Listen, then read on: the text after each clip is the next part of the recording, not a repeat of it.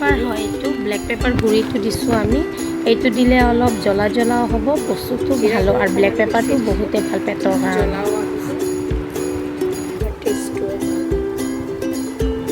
তন্দুৰী মছলা বাকীখিনি মছলা পোৱাই যায়। 1.5 চামুচ আমি দিলোঁ। ইয়াতে দিম চাট মছলা। চাট মছলাটো দিলে টেষ্টটো বেছি টেষ্টি হয় বস্তুটো।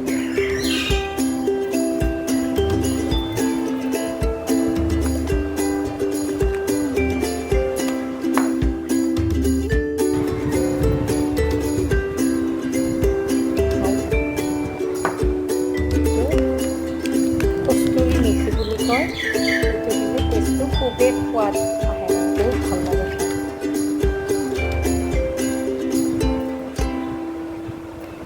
আমি এতিয়া ইয়াতে পানী দিম। প্ৰথমে মিক্সাৰটো বনাব।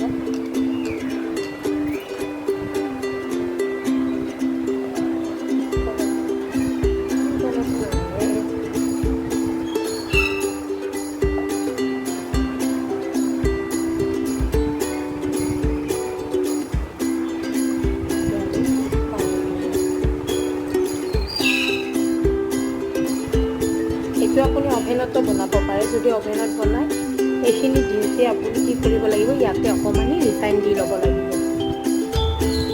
যিহেতু আমি ৰিফাইন দি এইটো ভাজি ফ্ৰাই কৰিম, সেইকাৰণে ইয়াতে ৰিফাইনটো আমি দিয়া নাই।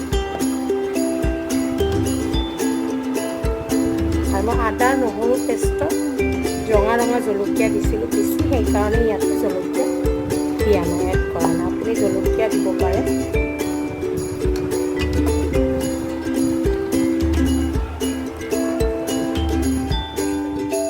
এতিয়া আমি 10 মিনিটৰ কাৰণে ফ্ৰিজত ৰাখি থ'ম। ফ্ৰিজৰ পৰা ওলাই আনিলোঁ আমি এইটো। ফ্ৰিজৰ পৰা ওলাই অনাৰ পিছত মন কৰিব কৰ্ণফ্লাৱাৰটো পিছত দিব। তেতিয়া বস্তুটো ক্ৰাঞ্চি হ'ব আৰু ভিতৰতো খাই আপোনাৰ খুবেই টেষ্টি লাগিব। এতিয়া আমি কৰ্ণফ্লাৱাৰটো এইটো সানি ল'ম। কৰ্ণফ্লাৱাৰটো প্ৰথমতে এড নকৰিব। আদা নহৰু পেষ্টটো যেতিয়া সোমাই যাব, একদম লাষ্ট কৰ্ণফ্লাৱাৰ পেষ্টটো টিক্কা বনাই ল'ম। যিটো শ্বেপত আপুনি দিব পাৰে, ৰাউণ্ড কৰিও ভাজিব পাৰে। এইটো যেতিয়া আপুনি এনেকুৱা মানে গোল শ্বেপত ফ্ৰাই কৰে নহয়, ভিতৰতো মাংসটো সিজি যায় আৰু বাহিৰতো খাবলৈ ক্ৰাঞ্চি হয়, খুবেই ভাল লাগে। আপুনি এইটো শ্বেপত দিলে, মইতো এইটো শ্বেপ বেছি ভাল পাওঁ।